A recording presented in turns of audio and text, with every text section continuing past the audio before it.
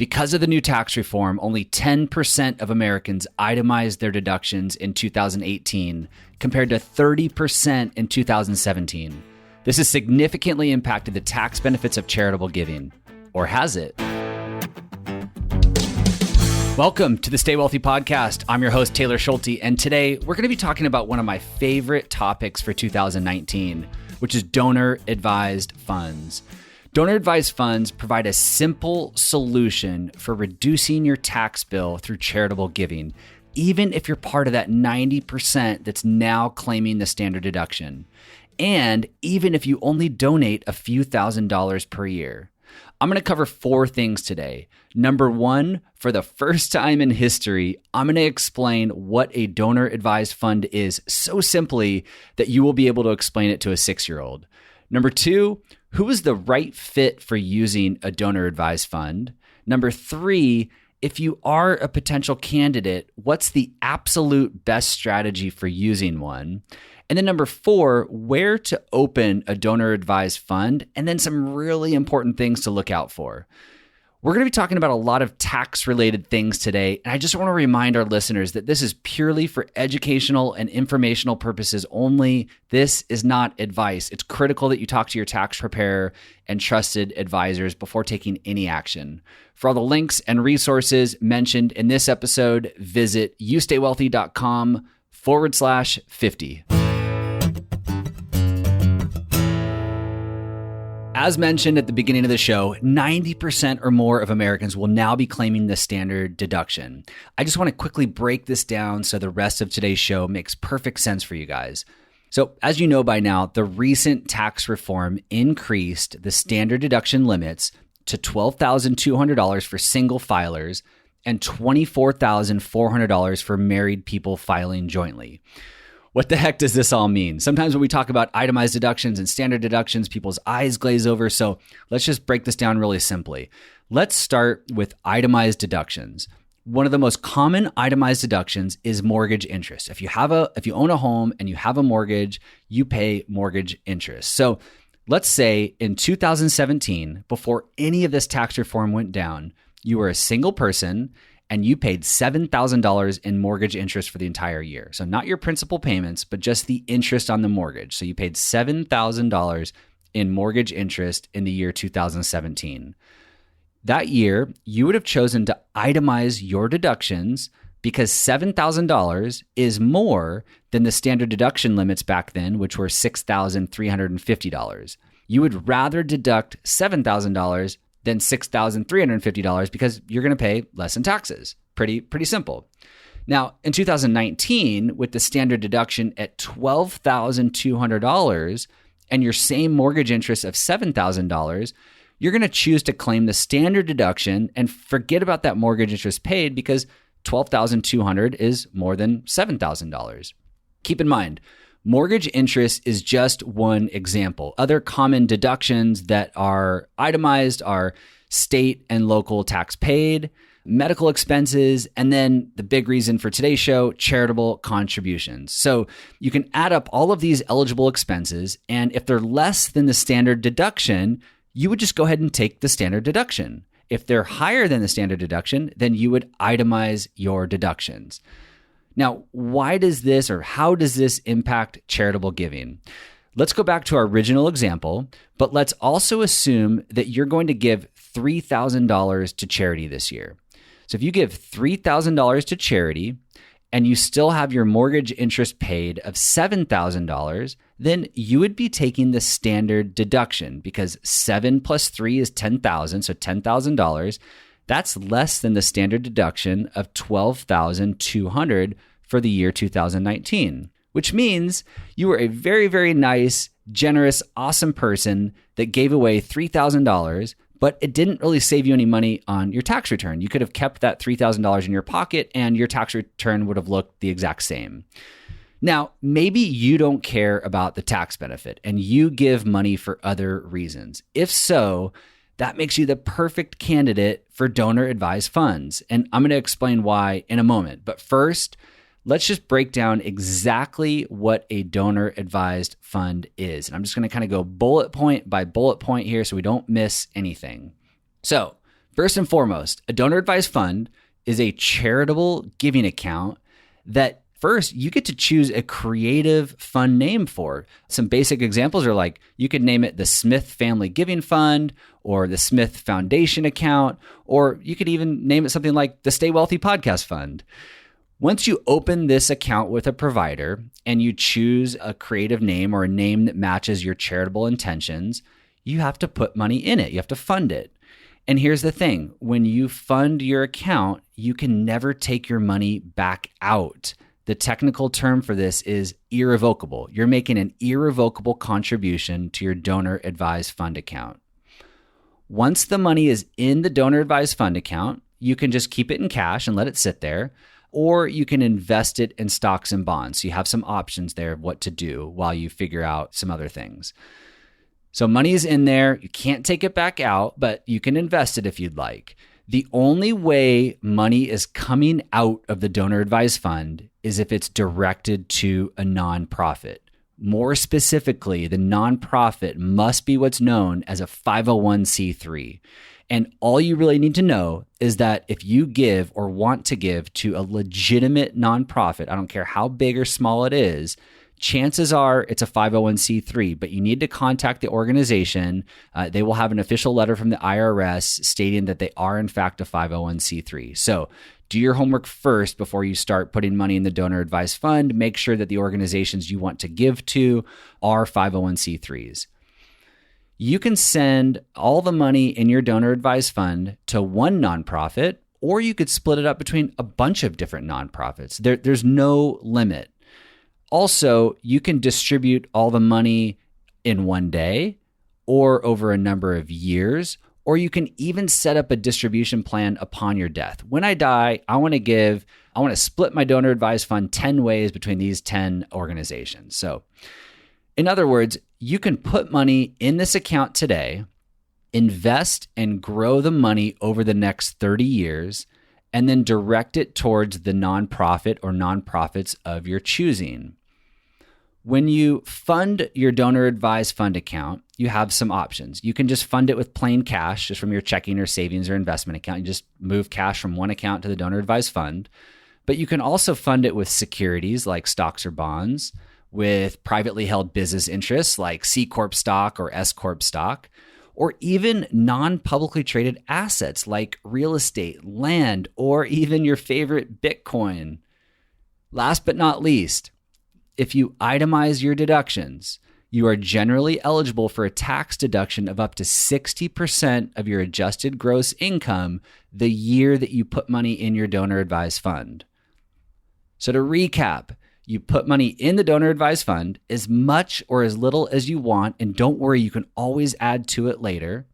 You hopefully get a tax deduction. We're going to talk about that in a minute. And then you donate the money to the nonprofit organizations of your choice over time. Maybe you donate it all tomorrow, or maybe you donate a little bit each year, or maybe you invest and grow the money and you donate it decades from now. The hidden beauty, what I like to say, the hidden beauty of the donor advised fund truly is its flexibility. While you go and explain all of that to the 6-year-old in your life, I'm going to go ahead and keep us moving here. And I want to talk about next who is a good candidate for a donor advised fund and why. In my opinion, the perfect fit for a donor advised fund has these 4 characteristics. Number 1, they are already charitably inclined. Tax benefit or not, they are charitably inclined right now.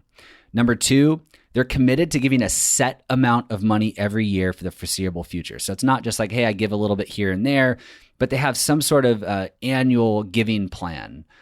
Number 3, they have a high income year where they could really benefit from some extra tax deductions. Number 4, they have investments or cash saved up that they can part with without jeopardizing their retirement plan. Here's why. Let's keep it simple and say that you are single, and due to the new tax laws, you now claim the standard deduction of $12,200 because your mortgage is paid off, so you don't have any mortgage interest. And the only other eligible expense that you could use to itemize your deductions is the $10,000 that you give to charity each year. However, as you guys know, you're smart, $10,000 is less than the standard deduction of $12,200. So that doesn't help you at all. You're still going to claim the standard deduction. But you still make your donation because our Stay Wealthy listeners are super generous and kind like that. So you plan to continue giving away that $10,000 per year for, let's say, at least the next 5 years. You don't care tax benefit or not. It is your plan to give away $10,000 away each year for the next 5 years. So do the math with me. $10,000 for the next 5 years equals $50,000. If you have $50,000 in investments or cash that you can part with today without jeopardizing your retirement plan, you could contribute that $50,000 to a donor advised fund all today. You could be eligible to now itemize your deductions this year, get a nice break on your tax bill, and then go ahead and continue to make your annual donations at $10,000 per year until that donor advised fund is empty. Again, the beauty of the donor advised fund is its flexibility. You get this nice big tax break today by donating the $50,000 and itemizing, but then you can spread out your donations just as you were going to do anyways over the next 5 years. Also, maybe a year from now or 2 years from now, that organization you were supporting, maybe they're doing some funny things now and you don't really want to give to them anymore. Well, you can just take a pause, let your money sit in the donor advised fund, reevaluate, decide who you want to give to next. Maybe you want to wait a while. You say, I'm just going to let the money grow and in a few years, I'll circle back to this. So you have ultimate flexibility. Of course, we want to make sure that the tax benefits of a $50,000 is a big number. We want to make sure that the $50,000 charitable contribution really does make sense this year. So, and I'm not just saying this because it's a disclosure, but you really do need to check with your financial advisor and CPA because you want to use this strategy. You want to make sure that that $50,000 contribution is really going to all be used up. It's possible that it would be better to put $25,000 in a donor advised fund this year and $25,000 next year. So you have to kind of work with your trusted advisors, or if you're an expert at this stuff, do your own research and find that sweet spot and not just dump all this money in there today and not be able to use up the entire benefit. And again, this strategy works really well in a year where you had a spike in income. Maybe you sold a business or a stock with a large capital gain, or maybe even did some consulting work, or you're a realtor and you sold a few houses this year and now you're in a higher tax bracket in retirement. So high income year, and then make sure that you're finding the sweet spot for that contribution. It's possible you don't give it all today. You break it up, a little bit this year and a little bit next year. So work with your trusted advisors to find that sweet spot so that you maximize the benefit. To recap, donor advised funds are a good fit anytime there's a desire to contribute and get the tax deduction today, but make the actual grants to the charity or charities of your choosing at some later date. The whole point of a donor advised fund is to separate the timing of when the tax deduction occurs, maximize that tax benefit. So separate the timing of the tax deduction with when the charity ultimately receives the money. If you like what you're hearing so far and you think there's a potential fit to use a donor advised fund for your charitable giving plan, I'd like to next share the best way to use one, a strategy that I think is a way to get the most bang for your buck. And to do this, I'm going to share a real life example of a client we literally just finished helping. This client, let's just call him Jack and Jill, is currently in a high tax bracket because the husband is still working. They don't have a mortgage. Good for them. They paid the entire mortgage off. And they're currently claiming the standard deduction because the new tax laws and their eligible expenses that they could itemize are below the $24,400. So they are claiming the standard deduction.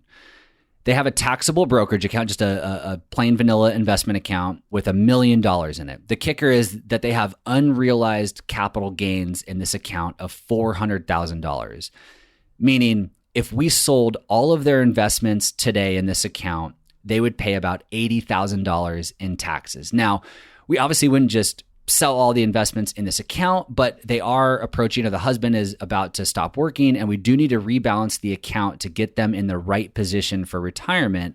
And rebalancing the account is going to trigger a good amount of capital gains. What's great about Jack and Jill is that they give $10,000 to one charity here in San Diego every single year, no matter what. It's a nonprofit that does amazing work that's really just near and dear to their heart.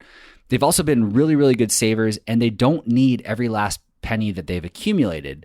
In fact, through our planning process and our discovery and conversations, we figured out that they're willing and able to part with $150,000 today, which equals 15 years of giving to this charity based on their current intentions. Now, a careless advisor or a do-it-yourself investor that just doesn't have all the information might just sell $150,000 of securities and contribute the proceeds to a donor-advised fund. Yes, you're going to get a tax benefit when you itemize your deductions that year and make that charitable contribution or make that contribution to your donor-advised fund, but you also just paid 20% in capital gains tax when you sold those securities, which is going to eat into the benefit.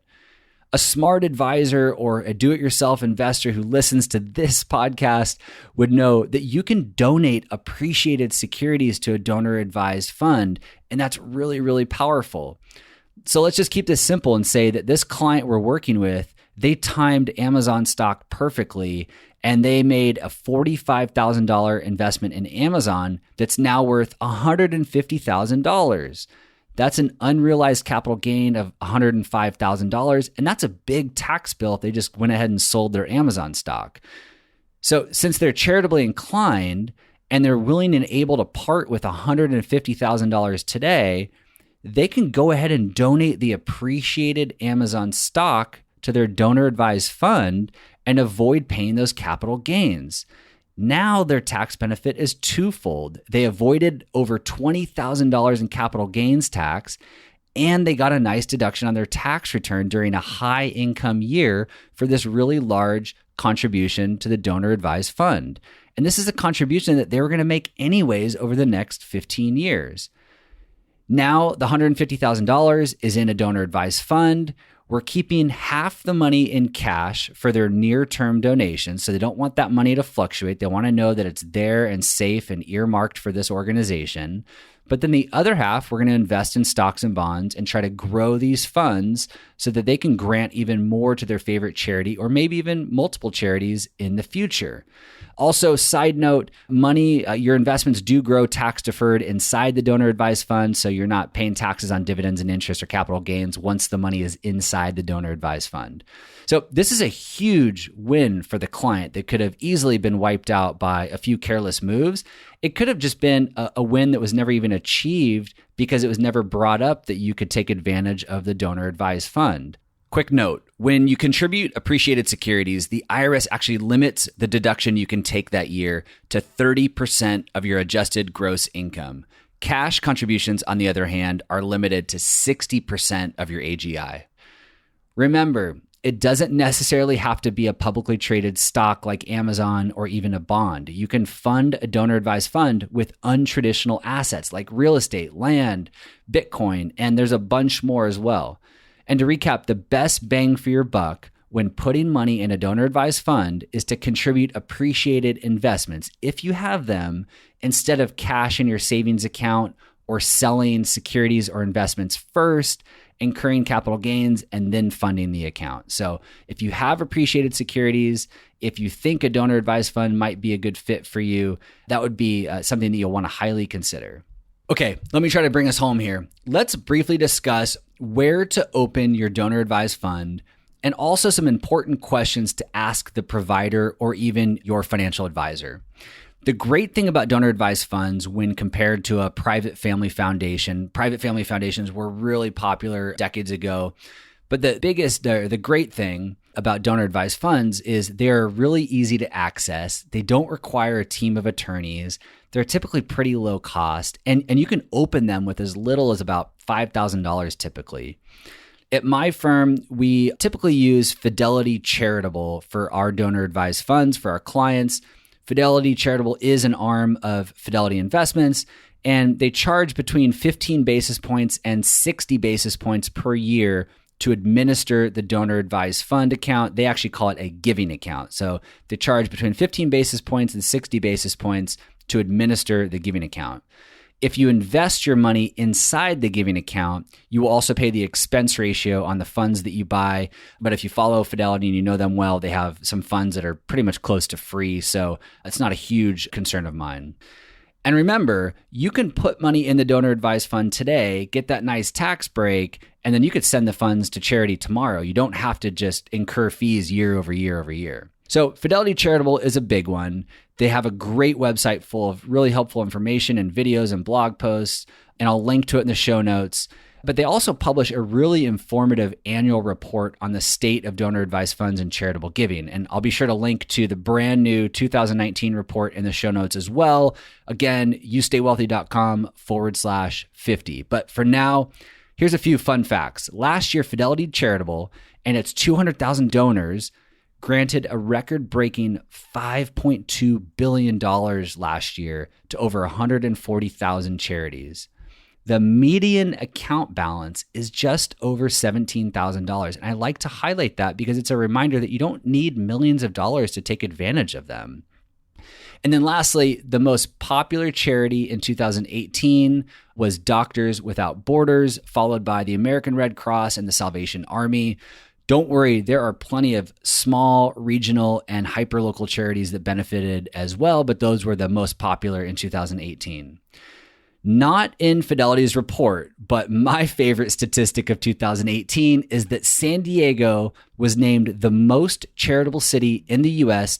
by charitynavigator.org, which, by the way, is a great website to do research on charities that you're interested in donating to, or maybe charities that you're already donating to, charitynavigator.org. But they named San Diego as the most charitable city in the U.S. in 2018, which is really awesome. So in addition to Fidelity, two other popular donor advised fund providers are Schwab Charitable and Vanguard Charitable. There are also local providers in major cities that you can look into that are primarily focused on giving back to your community. So if your community is really important to you and you want to give back and benefit through a donor advised fund, search around in your community. You might have something in your backyard. For instance, in San Diego, we have the San Diego Foundation. Lastly, as a part of all your research, here are a few of my favorite questions to ask either your financial advisor or the donor advised fund provider, or you might even ask both of them this. But so here's a few of them, and then I'll link to all of them in the show notes. But a few of them, what are the fees?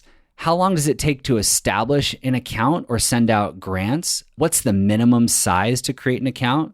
What are the investment options for the assets in the donor advised fund? If you plan on investing money, you want to know how the money is going to be invested. Sometimes the local donor advised fund providers invest the money for you. So it's important to understand how they're investing the money behind the scenes. Another good question, will the donor advised fund provider only approve grants in their local area, or are there any geographic limitations? And I think a big way to overcome this is if there are already a few charities that you give to today, make sure that those charities are eligible in the donor advised fund provider that you're considering. Or maybe think about some of the organizations that you want to support in the future and make sure that there's no limitations there. Accounting Today has a great list of additional questions, which I will link to in the show notes. I don't want to put you to sleep here. Those are just some of my favorite questions. Again, show notes can be found at youstaywealthy.com/50. Thank you, as always, for listening today. And if you have any questions or feedback, please shoot me a note at podcast@youstaywealthy.com, and I'll see you here in 2 weeks. Hey, it's me again. I just wanted to say thank you one more time for listening and remind you to please leave a quick review. If you're on an iPhone, leave a quick review on iTunes if you're enjoying the show. I'm getting great feedback from listeners just like you, and I really want to keep the momentum going. So if you have a chance on your iPhone, leave a quick review on the Apple Podcast app. And thank you so much in advance for all of your help and support. This podcast is for informational and entertainment purposes only and should not be relied upon as a basis for investment decisions. This podcast is not engaged in rendering legal, financial, or other professional services.